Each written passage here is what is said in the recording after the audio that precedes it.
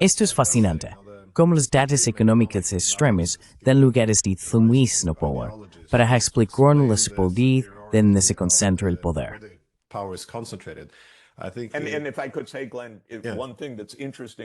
Y si me permites decir, Glenn, algo que me resulta interesante y muy sorprendente, si uno acude a los escritos de los más grandes pensadores de Europa, por ejemplo, el filósofo Immanuel Kant, que sin duda es uno de los grandes genios de la civilización occidental, se encuentra dispersa a lo largo de sus obras, aunque no fuera su principal preocupación, una visión muy racializada de la superioridad europea.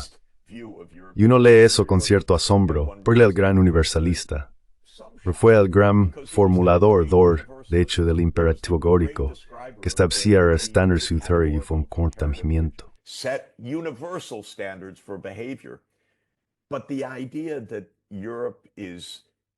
Pero la idea de que Europa es inherentemente la civilización superior está profundamente arraigada, por supuesto, en una amplia gama de ideologías que se remontan desde el Renacimiento hasta la Ilustración, pasando por el periodo del nacionalismo romántico en el siglo XIX y llegando al nazismo y otras ideologías del siglo XX que se basaban en la superioridad de la raza, la religión o algún otro atributo de la cultura europea que otorgaba el derecho a dominar. Y es aquí donde tanto se tuerce en nuestra forma de pensar. Estas creencias se incrustan profundamente, quizá no de manera explícita, quizá incluso se nieguen después de cierto punto, pero están presentes en la forma en que nuestros gobiernos, nuestros estados abordan los asuntos internacionales.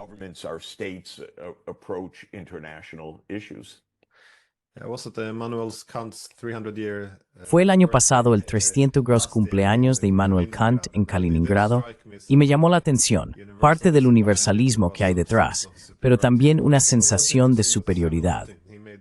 Lo interesante de Samuel Huntington es que señalaba que los países occidentales tienden a creer que hemos gobernado el mundo durante siglos gracias a nuestras ideas, valores e ideologías superiores.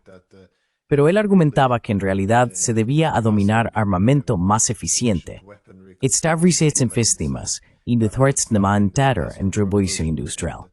El resto no ignora esto, que fue violencia organizada.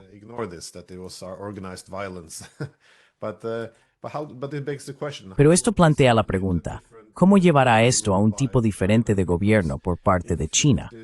Porque si el mundo eurocéntrico consistía en todos estos imperios en un pequeño continente, ¿cómo formó esto nuestra manera de ver el mundo? Nuestras teorías políticas tienden a asumir que existe esta rivalidad geopolítica inevitable, que es casi una ley de la naturaleza. ¿Cómo crees que China sería diferente? Su mentalidad geopolítica sería distinta, ¿verdad? Por ejemplo, comparar la forma en que se han comportado los europeos, porque siempre se asume que es universal.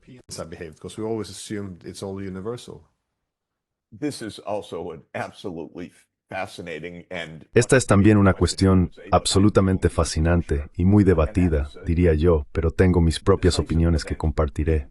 El acontecimiento decisivo en la cultura política occidental, si se me permite decirlo así, es el año 476 d.C., que es el colapso del Imperio Romano de Occidente, cuando Roma fue conquistada por invasores germánicos. En ese momento fue un proceso largo, pero con la caída del Imperio Romano de Occidente, Europa se fragmentó en múltiples entidades políticas.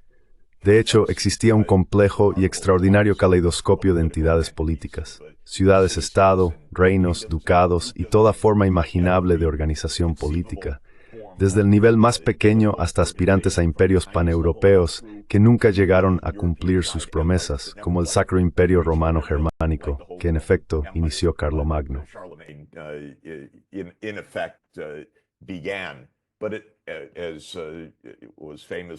Pero como se dijo famosamente, nunca fue realmente sagrado, nunca fue romano, y nunca fue un imperio en el sentido en que se presentaba. Pero la cuestión es que Europa fue, es y siguió siendo, pese a las aspiraciones napoleónicas, pese a las aspiraciones de Carlomagno, pese a lo que intentó Hitler, nunca una entidad política unificada. Y la actual Unión Europea es de otro tipo, y sigue siendo una construcción muy débil de algún tipo de organización política a nivel europeo. Europa se fragmentó, y básicamente estuvo involucrada en guerras internas durante 1500 años, y la guerra se convirtió en la norma. Pensar en el arte de gobernar pasó a ser pensar en el conflicto en Europa.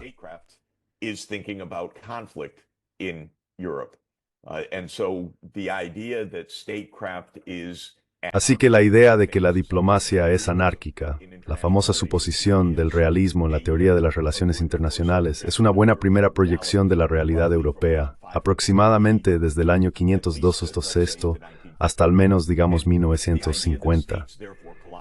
La idea de que los estados, por lo tanto, chocan entre sí, compiten entre sí, luchan entre sí, se conquistan, se derrotan, sucumben, y así sucesivamente, es un pensamiento propio de la diplomacia europea. China es muy diferente en su historia. China se unificó en el año 221 a.C. bajo la dinastía Qin, la primera unificación. Y China es geográficamente una especie de caja. La caja tiene la región de estepa seca, así llamada al norte, el Himalaya al oeste, las selvas tropicales del sudeste asiático al sur y el mar de China Oriental, el Océano Pacífico, al este.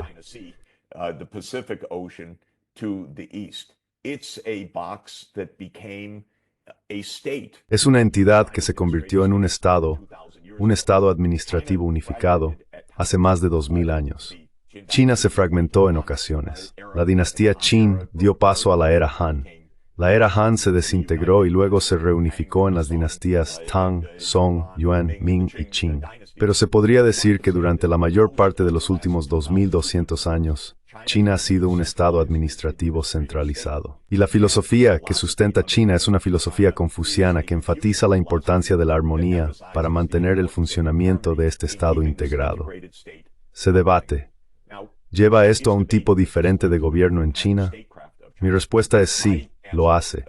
De hecho, China no piensa en términos de la política internacional anárquica occidental.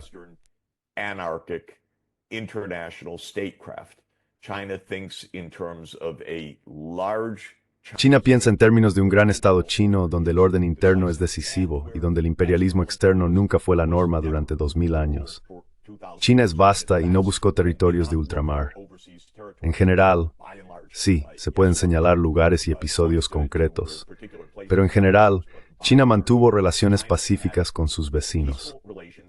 Pondré solo un ejemplo. Desde 1368, que es el inicio de la dinastía Ming, hasta 1839, que es la invasión británica de China en la Primera Guerra del Opio. Así que, aproximadamente durante, ¿cuánto es eso?, 500 años, China casi no participó en combates con sus vecinos de Asia Oriental, con Japón, con Corea y con Vietnam. Con Vietnam hubo un periodo de guerra de unos 17 años en el siglo XV. Con Corea, hasta donde yo sé, China nunca invadió Corea ni una sola vez, pero China era la potencia dominante. Y en la diplomacia occidental, se diría que China habría invadido y tomado control.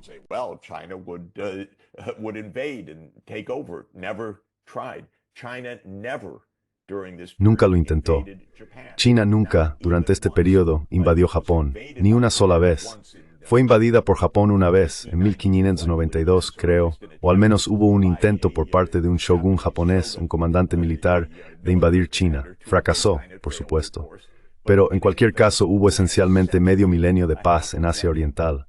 A veces se la llama la paz confuciana. Ahora, cuando hablo de esto con nuestro amigo John Mearsheimer, un querido amigo y, en mi opinión, un gran politólogo, él dice, no. China se comportará igual que cualquier otra gran potencia.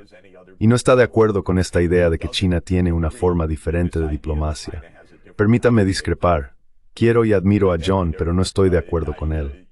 Creo que la visión china de la diplomacia es diferente y ha sido moldeada por 2000 años de historia distinta.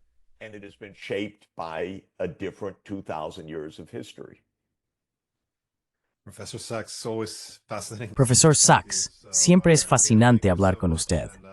Así que sí, muchísimas gracias. Y creo que este será un tema clave en los próximos años. ¿Hasta qué punto la diplomacia de China es distintivamente diferente de la de Occidente? Me gustaría verle a usted y a Mearsheimer debatir sobre esto. Gracias de nuevo por su tiempo. Seguiremos con la discusión. Es un placer estar con vosotros.